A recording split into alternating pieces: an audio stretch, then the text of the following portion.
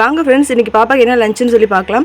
Lunch video நான் போகிறதில்ல இல்லைங்களா, இன்றைக்கி பூரி தாங்க சுட்டு, அதனால தான் லஞ்ச் வீடியோ போடலாம்னு சொல்லிட்டு 2-3 நாளாக அவங்க பூரி கேட்டுகிட்டே இருந்தாங்க. சரி, மஷ்ரூம் நேற்றே நான் சொன்ன மஷ்ரூம் இருக்குது, டிஃபனுக்கு யூஸ் பண்ணலாம் அப்படின்னு சொல்லிட்டு, சரி காலையில் அவங்களுக்கு எப்படியும் கட்டி கொடுக்குறப்ப நம்ம யூஸ் பண்ணால் காலையிலையும் சாப்பிட்டுப்பாங்க, மீதி இருந்தால் மாவு நைட்டுக்கும் சுட்டுக்கலாம்னு சொல்லிட்டு பூரி தான் சுட்டேன். இன்றைக்கி பார்த்தீங்கன்னா அந்த மஷ்ரூம் கிரேவி தாங்க.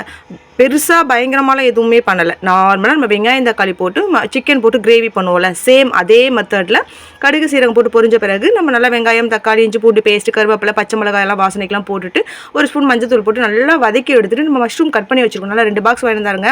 அதில் பாதி காலில் பார்த்தீங்கன்னா மஷ்ரூம் ரைஸ் கட்டி கொடுத்தாமிச்சிட்டா பாப்பாவுக்கு நேற்று.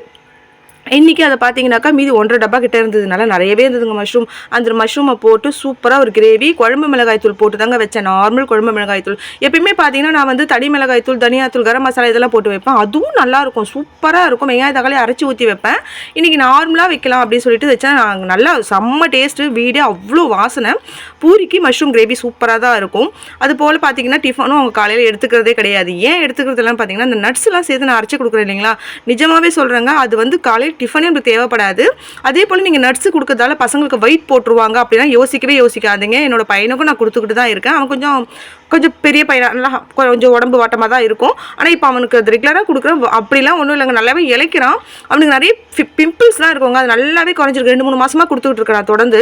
அதே போல் பாப்பாவுக்கு ஹேர் ஃபால் பார்த்தீங்கன்னா 10th 11th 12th ரொம்ப கொட்டுச்சுங்க. நிஜமாவே அது படிக்கிறது அலையா ட்ரெஸ் அலையான்னு தெரியல, அது ரொம்ப கொட்டுச்சு, முடி ரொம்ப கொட்டுச்சு. நிஜமாக சொல்கிறேன், நான் முடியெல்லாம் கூட கோயிலில் போய் நிறையவே வெட்டி விட்டுட்டு வந்துட்டேன். வேணவே வேணாம் அப்படின்னு சொல்லிட்டா. இப்போயும் அவளுக்கு இன்ட்ரெஸ்ட் கிடையாது. இருந்தாலும் இதை கொடுக்கலாம், சரி கொடுத்தா கொட்டாமலாவது இருக்கும்ல அப்படின்னு சொல்லி ஒரு 3 மாதமாக அது 2-3 மாதமாக கொடுத்துருக்கேன்னு வச்சுக்கோங்களேன். ஸ்டார்டிங்கில் பெருசாக தெரியல, ஆனால் இப்போ பார்க்க சொல்லி தெரியுது. முடி நல்லா சூப்பராக வளருது. அந்த கொட்டுற முடி கூட நம்மளுக்கு பூனை முடி மாதிரி அழகாக முளைச்சி சூப்பராக வருதுங்க. நீங்கள் கண்டிப்பாக அதை ரெகுலராக சாப்பிடுங்க.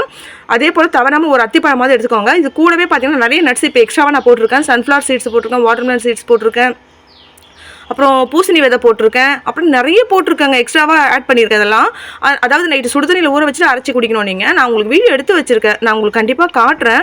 நீங்கள் முடிஞ்ச அளவு ட்ரை பண்ணுங்கள். பெருசாக வாங்க முடியலன்னா கூட முந்திரி திராட்சை கருப்பு திராட்சை பாதாம் இந்த மாதிரி கூட நீங்கள் ஊற வச்சு சாப்பிட்டீங்கன்னாக்கா ரொம்ப நல்லாயிருக்கும். அவ்வளோ யூஸ்ஃபுல்லாக இருக்குது நிஜமாவே. இன்றைக்கி டிஃபன் பார்த்தீங்கன்னாக்கா லஞ்சு டிஃபன் பார்த்தீங்கன்னாக்கா puri mushroom gravy. Kitchen cleaning முடிஞ்சிச்சு. சஷ்டி விரதம் இன்னையோட 14வது நாள் ஆகிடுச்சுங்க. தேங்க்யூ.